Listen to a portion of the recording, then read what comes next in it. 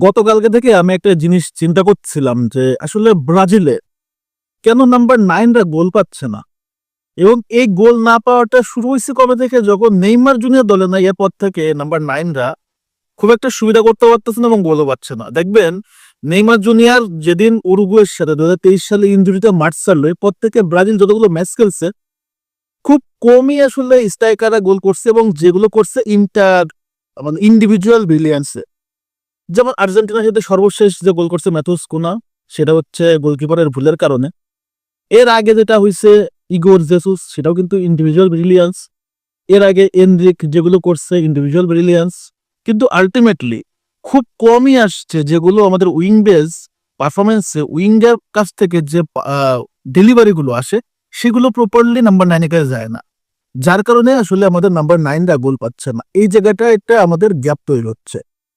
Carlo আনচেলত্তির প্রজেক্টে যদি Neymar না থাকে, বিশ্বকাপের যে ফ্লপটা হইতে পারে সেটা হচ্ছে উইং বেস্ট ফুটবল খেলে ভিনিসিয়াস জুনিয়র রদ্রিগো যেভাবে খেলে সেলফিশ মেন্টালিটি। রদ্রিগো তো এই মুহূর্তে আসলে ক্ষুধার্ত বাঘ। রিয়াল মাদ্রিদের টানা 30 ম্যাচে কোনো গোল নাই।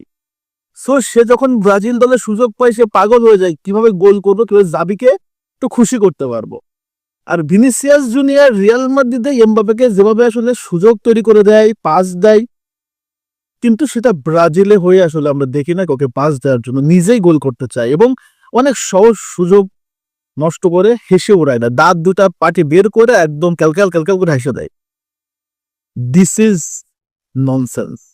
এই জিনিসগুলো হইলে আলটিমেটলি আমাদের ব্রাজিলের বিশ্বকাপে ভুগতে হবে। সবচেয়ে বেশি সমস্যা হচ্ছে লো ব্লক যারা খেলে, বিশেষ করে ছোট দলগুলোর সাথে। হাই প্রেসিং দলের সাথে অবশ্যই নেইমারকে লাগবে, ছোট দলের সাথেও নেইমারকে লাগবে। নেইমারের যে কাজটা সেটা হচ্ছে নেইমারের মতো কেউ ড্রিবলিং করতে পারে না, এবং যখন কোনো ছোট দলগুলো অতিরিক্ত ব্লক করে খেলে তখন কিন্তু নেইমার নিজের মতো করে আসলে জায়গা তৈরি করে নিজের মতো গোল করে। যেমন ধরেন আপনারা ক্রোয়েশিয়ার সাথে যে ম্যাচটা আমরা বিশ্বকাপে দেখতেছিলাম, ক্রোয়েশিয়া ব্রাজিলের এগেইনস্টে যতটুকু খেলতেছিল তারা কাউন্টার বেস ফুটবল খেলতেছিল ম্যাক্সিমাম টাইমে ব্রাজিলের অ্যাটাকটাকে তারা আসলে আটকা দিচ্ছিল। বিশেষ করে ওই টাইমে বিশ্বকাপে দারুণ ফর্মে ছিল রিচার্লিসন এবং ব্রাজিলের প্রাণভ্রমরা নেইমার জুনিয়র। সো মূল টার্গেট ছিল নেইমারকে আটকানো। নেইমারকে যদি আটকাইতে পারে তাহলে আলটিমেটলি ফরওয়ার্ডরা বলে সার্ভিস পাবে না, যেখান থেকে ব্রাজিল গোল করতে পারবে না, এবং এই কাজটা তারা কিন্তু পুরো 90 মিনিট করছিল। তারপরে এক্সট্রা টাইমে নেইমারের অতি মানবীয় পারফরমেন্সের কারণে কিন্তু গোলটা আসছিল, এবং নেইমারের ইন্ডিভিজুয়াল ব্রিলিয়ান্সে তাদের লো পুলারটা ভেঙ্গে নেইমার আসলে বিধ্বস্ত করে দেয়।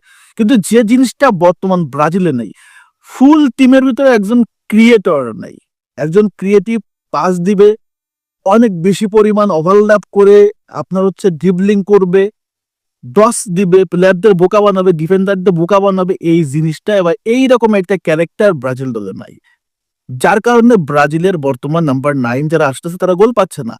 আপনারা দেখবেন ম্যাক্সিমাম টাইমে জও পেদ্রো যদি একাদশে থাকে, দেখবেন তাকে কেউ বল দিচ্ছে না, এখন একজন স্ট্রাইকার তো ভাই নিচে থেকে বল নিয়ে যায় গোল করবে না।